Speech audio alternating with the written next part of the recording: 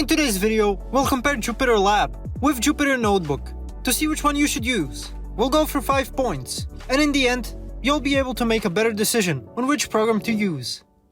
Data viewing. JupyterLab allows you to view large datasets easily with a clear interactive interface, while Jupyter Notebook displays data in a less user-friendly format, which can be cumbersome for some large datasets. Multiple document interface. JupyterLab supports opening multiple notebooks and files simultaneously, making it easier to manage different projects, while Jupyter Notebook is limited to one notebook at a time. User interface.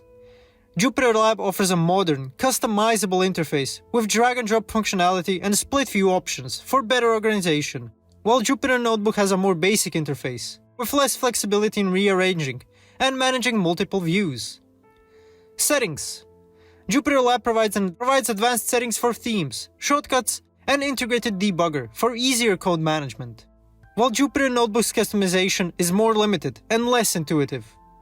Markdown preview. JupyterLab features a side panel for real-time Markdown previews, helping you format documents more effectively. Jupyter Notebook requires running cells to view Markdown output, which can be less efficient.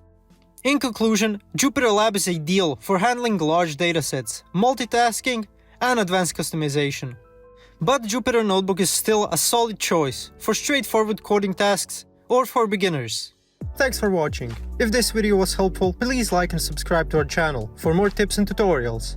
See you next time.